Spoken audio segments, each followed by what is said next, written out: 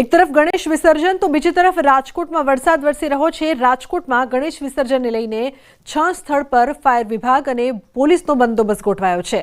દરેક સ્થળે ફાયર વિભાગના 20 થી 22નો 4B સ્ટાફ ખડે પગે રહેશે। ભક્તો દ્વારા સ્થાપિત કરવામાં આવેલ ગણેશ પ્રતિમાઓનું વિસર્જન કરવામાં આવશે। વિસર્જન દરમિયાન કોઈ અનિચ્છનીય બનાવ ન બને કે દુર્ઘટના ન બને તે માટે રાજકોટ ફાયર વિભાગ તેમજ પોલીસ સજ્જ છે।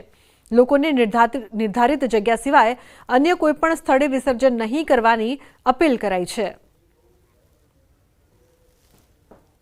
આજરોજ વિસ્તારમાં આવેલ ખાંડ નંબર 1, 2 અને 3 માં રાજકોટ શહેરના તમામ જે વિસ્તારમાંથી આવનાર અલગ અલગ વિસ્તારમાંથી આવનાર ગણપતિ વિસર્જનની સ્થળ પર પૂરતી વ્યવસ્થા રાખવામાં આવી છે। પ્રોપર બેરિકેડિંગ તથા તરવૈયાઓની ટીમ, ફાયર બ્રિગેડની ટીમ સાથે તરવૈયાઓ તેમજ ટ્યુબની સાથે હાજર છે અને હાલમાં વરસાદ શરૂ હોય તેથી પ્રોપર તકેદારી રાખવામાં આવેલ છે। કુલ 4 પીઆઈ, 10 પીએસઆઈ અને 250 પોલીસના માણસો તેમજ 70 થી 80 હોમગાર્ડના જવાનો સાથે બંદોબસ્ત રાખવામાં આવે છે।